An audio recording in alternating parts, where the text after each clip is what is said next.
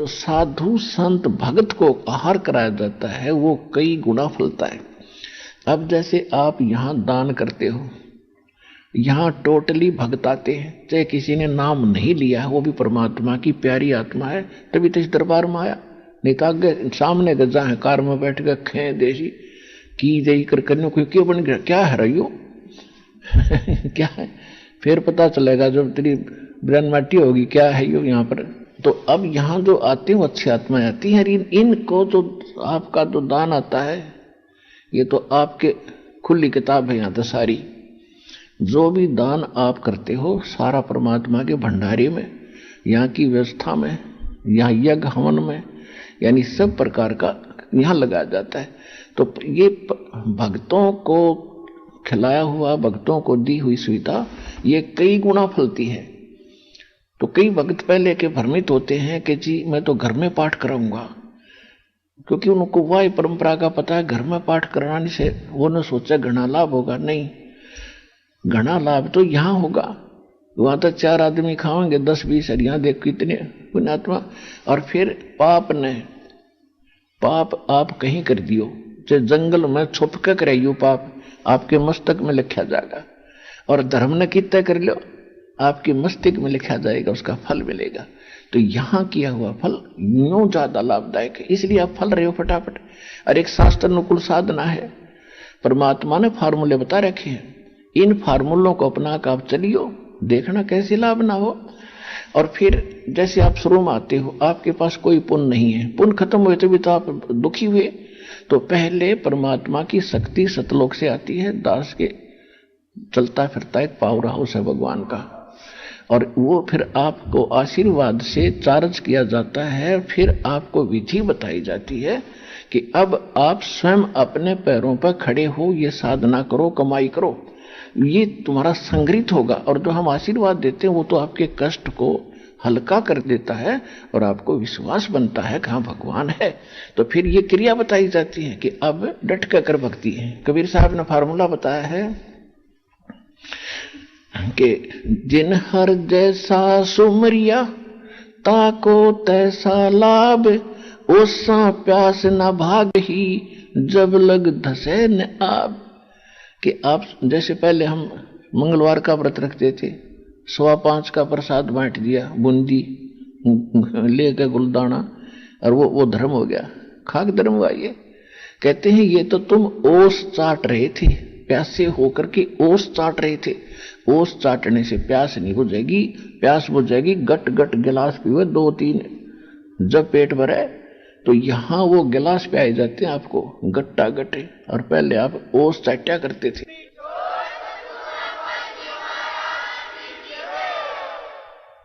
गुरु बिन माला फेरते, गुरु बिन देते दान, गुरु बिन दोनों निष्फल हैं, जय पूछो वेद पुराण।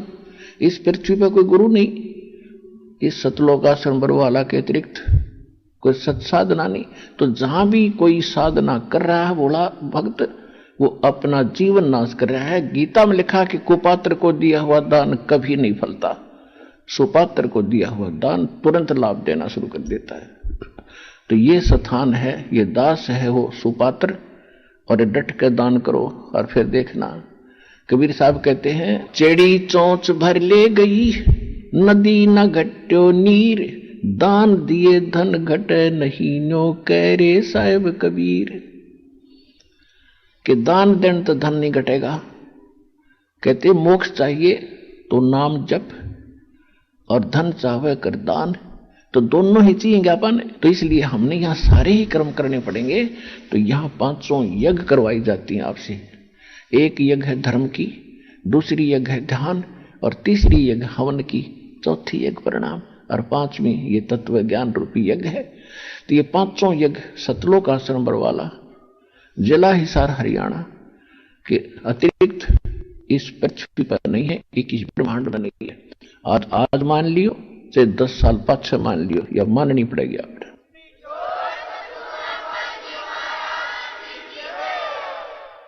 और जितना जल्दी मानोगे उतनी आपकी किस्मत जल्दी खुल जाएगी। तो यहां 5 प्रकार की यज्ञ कराई जाती है। आपने दान कर दिया, आपका नहीं रहा, ये भगवान का हो गया। और परमात्मा का दान किया हुआ इसका कुछ और प्रारूप बन जाता है, ये ज्यादा लाभदायक होता है। और जो यहाँ आते हैं वो खाना खाने नहीं आते, वो तो भगवान के लिए आते हैं। तो और भगवान के बच्चे भगवान के लिए आए हैं, तो उनको खिलाया हुआ ये दान अन्न बहुत ज्यादा लाभ देता है। ये एक रूल है, दाता ने एक नियम बनाकर छोड़ रखा है। जो इन नियमों को अपनाएगा वो सफल होगा, उसको वो फल मिलेगा ही मिलेगा। तो एक यज्ञ है धर्म की। आप देख रहे हो सदाव्रत, आपने सुना होगा कभी सदाव्रत। आपको सदाव्रत यहाँ सतलोक आसन बरवाला जिला हिसार हरियाणा में देखने को मिला। किसी समय कोई भक्त आ जा, रात ना आओ, 2 बजे आओ तो सुबह आओ, जाओ भंडारे में, परमात्मा के बच्चे तैयार पाओगे। बैठ भाई। एक भगत कह रहा था जी, पिछले जून के सत्संग में परमात्मा के प्रगट दिवस पर वो हमारे पास मिलने आया था, तो उसने बताया जी हमारा वहां जाके बैठ के थाली थोड़ी लेकर पहुंचने इतने देर ज्यादा लग जाती है, क्यों भीड़ घनी हो रही है। वहां बैठने के बाद भोजन आने में देरी नहीं लगती, जैसे परमात्मा ऊपर से तारण लग रहा अपने भक्ता ने, 1 मिनट में आ जाता सारा, इतनी बड़ी गैदरिंग में।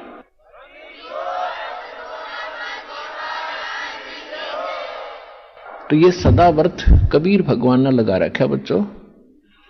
आपको पता आप कितना दान कर सकते हो, हमें पता है कितना दान आता है। ये आता कहां से है, इस चक्कर में पढ़ने की जरूरत नहीं। सतलोक से आता है। परमात्मा कबीर साहब ने 18 लाख व्यक्तियों को 3 दिन तक भोजन खवा दिया था।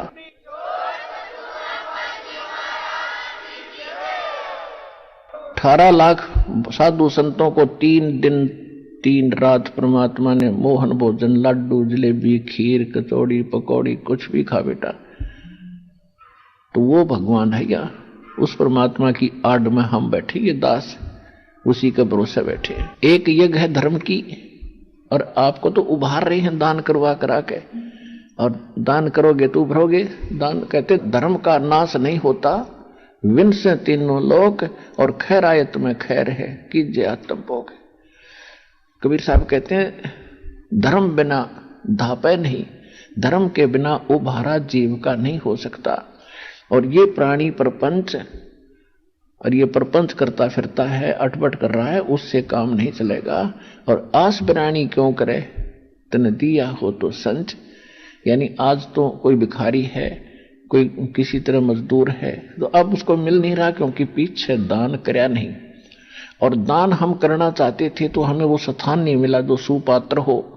तो किसी ने मंदिर बनवा दिया, किसी ने धर्मशाला बनवा दी, किसी ने कोई और कंबल बांट दिए। इस तरह की हम क्रिया करते थे। ठीक है ना, तो ये भी ठीक थे, लेकिन ये लाभदायक नहीं थे, मोक्षदायक नहीं थे।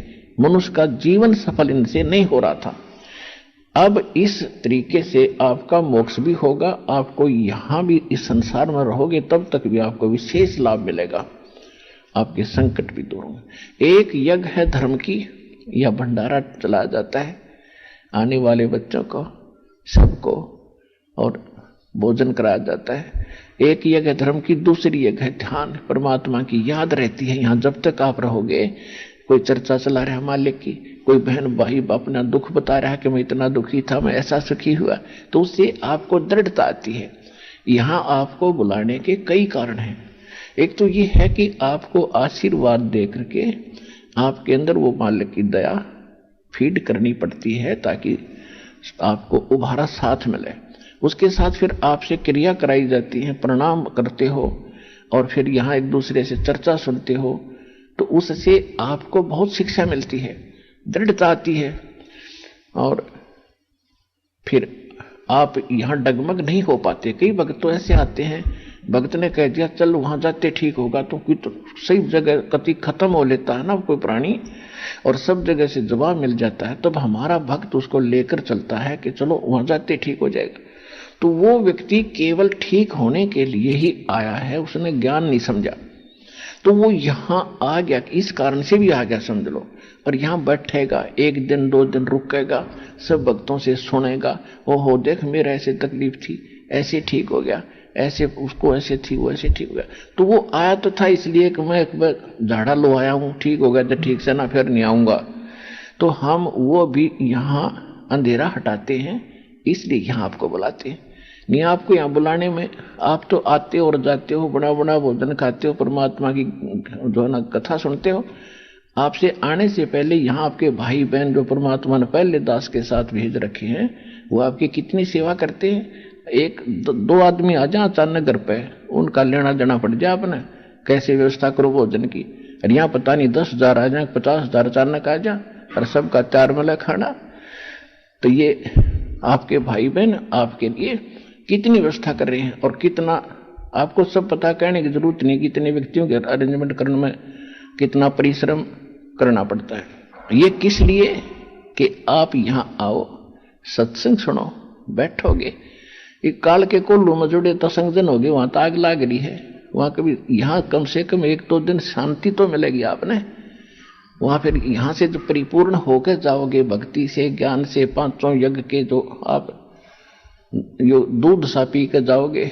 अब जैसे आपको पता नहीं भाई गुरु जी कहें 4 बार आना पड़ेगा, चलो गुरु जी का आदेश है तावांगे, क्यों शिष्य तो वही होता जो गुरु वचन पर डट गए, कट गए, फंद 84 के। अब गुरु जी क्यों बुलाते हैं, हमें क्या शौक है तुम्हें बुलाने का, हमें पता है आप बालक हो। हाँ, दास उस मां के पद पर है। जैसे बच्चा खेल रहा होता गली में, खेलने चलेगा, मां को पता है ये खेल में मस्त है और ये भूखा हो जाएगा, और भूखा रहने से इसका स्वास्थ्य बिगड़ जाएगा। उसको बुलाओगी, बेटा आजा, बेटी आजा, वो ना आती, वो खेल में मंडली है। फिर उसको जबरदस्ती उठा के लाओगी और फिर उसको दूध पियाओगी, अपने सतन का पियाओगी या जैसा भी वो जिस योग्य हो चुका है उसने पिला के दूध। वो पीते पीते भी ने सोचा माँ ही छोड़ दिया, मैं बाहर खेलूं बाहर के, उसको पिला के गिलास दूध फिर छोड़ देती, अगले तू खेला। तो पुण्यात्माओं यहाँ आपको बुलाकर ये सत भक्ति और ज्ञान और सत आशीर्वाद के दूध पिला के फिर छोड़ देते हैं, ले खेल आओ थोड़े दिन और तुम, और फिर आ जाना। तो कई भक्त तो यहाँ आए हुए भी ये चिंता करते हैं वहां पता नहीं क्या हो रहा होगा, बस सत्संग खत्म और मैं जल्दी चलूंगा। ठीक है, सत्संग सुन जाए, दूध पी जाए, फिर आ जाइए।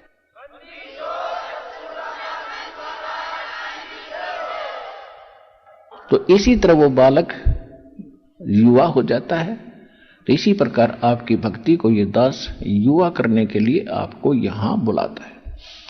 तो प्रसंग चल रहा है, उसी पर आते हैं। अब इंद्रमती को उसके गुरुजी ने बताया था कि बेटी साधु संतों को जो भोजन कराया जाता है वो घना लाभ देता है। वो तो परमात्मा के लिए भटक रहे होते हैं, उनका तो कोई आश्रय नहीं होता, और ऐसे व्यक्ति को जो भोजन करा देता है तो उसकी आत्मा आशीष देती है और वो फला करता है। अपन आत्माओं इसके साथ साथ, क्योंकि आपको यहाँ की व्यवस्था से परिचित कराते हैं। कई भक्त जो हमारे पुराने भक्त हमसे मिलने आते हैं तो वो बताते हैं जी कोई भक्त मेरे साथ आए थे और वो आते इसमें प्रवेश करते ही सारी व्यवस्था को देखकर एकदम वो तो हक्के बक्के से रह गए कि ये काम तो, ये व्यवस्था तो आज तक हमने जिंदगी में कितने रिश्तेदारी में ना देखी, ब्याह शादी में ना देखी, इतना खुला व्यवस्था और सब जगह, और कितने प्यार से सभी इतने भाई बहन बैठे हैं, बिल्कुल प्यार से रहते हैं। आत्मा यहाँ आते ही गदगद हो जाती है। तो ये साधु संत हो आप पिछले जन्म जन्मांतर के, लेकिन आपका कर्म बिगड़ने जा रहा था, यदि ये मार्ग ठीक ना मिलता तो अपना जीवन नाश करके फिर 84 लाख योनियों में चले जाते। तो यहाँ जो प्रसंग साथ में एक और चला रहे थे हम कि सतगुरु के उपदेश का लाया एक विचार, जय सतगुरु मिलते नहीं हम जाते नरक द्वार। ये सतगुरु ना मिलते, ऐसे संत ना मिलते तो नरक में जाते, और नरक द्वार में दूत सब फिर करते खेचाताण। यहां तो 1 लाख व्यक्ति डेली मरते हैं। इसने ऐसी व्यवस्था बना रखी है, किसी गांव में 1 महीने में नंबर आवे, किसी में 2 महीने में, किसी में 3 महीने में, तो बाकी ने सोचे ना हम तो ठीक है। उसने इतना बड़ी व्यवस्था कर रखी, 1 लाख व्यक्ति निकाल ले जाता है, और 1 लाख ही चलेंगे, देखो कितनी भीड़ हो जाती है। तो और भक्ति किसी के पास है ही नहीं, भक्ति जब शुरू होगी वो तो अलग जाएंगे, उस टोल में नहीं जाएंगे, उस झुंड में नहीं जाएंगे जिनको यम के दूत कूट कूट के ले जाते। तो यहां से वो 1 लाख को ले जाते हैं, पहले तपतशिला पे भुनने जाते हैं, वहां के बाद फिर लाइन लगा दी जाती है धर्मराज के सामने, उनका अकाउंट होता है, उसके जैसे जिसके संस्कार हैं उनको वहीं भेज दिया जाता है। जिनका नरक का संस्कार होता है उनको पूरा ग्रुप को यम के दूत, 12 करोड़ यम के दूत है, 12 करोड़ चारों तरफ भाले ले खड़े हो जाते हैं, जैसे पशुओं को फाटक में रोक क्या करें, ऐसे उनको कूट। क्यों कौन पड़ा नरक में, इसे बूंदी हाहाकार माचरी सड़े, उसके अंदर बुरा हाल हो रहा, तो उसमें ठोक के जाके जहां वहां स्वर्ग और पितर लोक है वहां पर उनका सब का मल उसमें जाता, उस बहुत बड़ा गहरा तालाब सा है जिसको नरक कहते हैं, और उसमें डाला जाता है इन अपराधी लोगों को। उस नरक में कौन पड़े, दे लट्ठम लट्ठा उनका जबरदस्ती ठोके, वो उल्टे बाजे, वो यम के दूत उनके सीधे ठोके भाले, तब डरते पड़े उसके अंदर। तो कहते हैं नरक द्वार में दूत सब वह करते खेचा ताण, उनते कबू ना छूटता फिर फिरता चारों खान। 4 खानी में भरमता, 4 खानी यानी 4 प्रकार से जीव उत्पत्ति होती है, जैसे अंडज जो अंडे से उत्पन्न होते हैं पक्षी, और जेरज जैसे पशु हैं, मनुष्य है, ये जेर से उत्पन्न होते हैं। इस तरह के ये 4 प्रकार की खानी, श्वेत, सवतज और जेरज, अंडज। और कहते हैं 4 खानी में भरमता, कभू न लगता पार, सो फेरा सब मिट गया, मेरे सतगुरु के उपकारे। कि इतने दुख उठाने पड़ते थे, सतगुरु ना मिलते थे, और सतगुरु के मिल जाने से ये बाईपास निकाल दिया, आपको सारा झंझट मिट गया। जहाज में बैठ के जाओगे, विमान में परमात्मा के साथ जाओगे आप, आपको इतना सुख मिलेगा इस भक्ति से।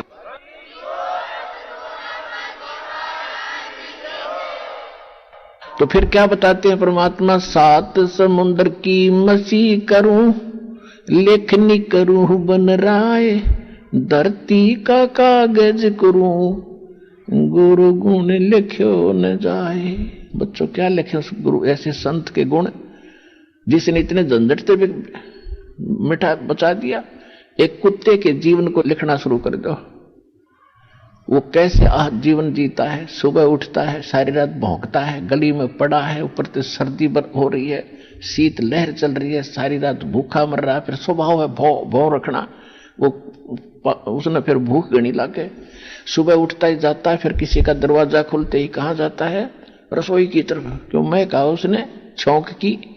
जब तक चौधरी साहब भक्ति करी कोई ना, हांडी पाक रहा था, किसने देखा भगवान, और बन गया कुत्ता पूछड़ दो आकर कोठी के बाहर न बैठा अपनी के बाहर। अब अंदर घुसने की चेष्टा करता, रसोई की तरफ भागे। वो रसोई में कौन जान दे, उसने मूर्ख ने पहले तो करेंगे, फिर कोई उठाकर लठी सा मारे उसका ढूढ़ी पे, कमर पे, ट्या ट्या ट्या करता, पता नहीं गली में कड़ा जा खड़ा होगा कहाँ। फिर दूसरे घर में जाता है, वहां तो उसने मिल गया जो मिलना था, लठ। फिर दूसरे में कोशिश करता, वहां घुसूं फटाफट के में मिले खाने, वहां उसके भागे लठ मिल रहा है, कोई टोक मिले। जब वहां भी उसका लठ लग गया तो फिर वो कहां भागता, बाहर जंगल की तरफ जाता, वहां क्या खाता है, टट्टी खाता है। और आज वो अफलातून पाक रहने का किसने देखा भगवान। तो ये भूल लाग रही थी, इस भूल को मिटाने के लिए परमात्मा ने दास की सेवा दी है, और यह भूल मिटनी चाहिए प्रत्येक प्राणी की। अपना पीछा छुटवाओ, अपने निज घर को चालेंगे जहां सदा सुखी रहेंगे।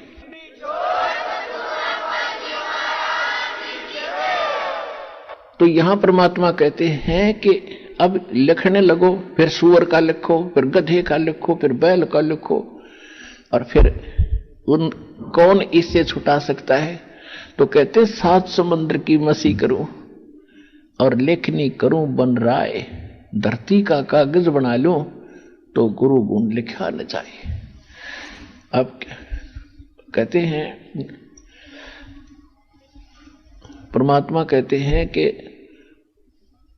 सतगुरु के सिजदा करूं, कर्म छुटाए कोट, जो ऐसे सतगुरु की निंदा करें जम तोड़ेंगे ओठ। कहते हैं सतगुरु के सजदा करूं जिसने इतने पापों से बचा दिया, इतने कर्मों से बचा दिया, पाप इकट्ठे करने लग रहे थे। और ऐसे संत की जो निंदा करते हैं, कहते हैं यम के दूत उन प्राणियों को नारा करके पीटेंगे।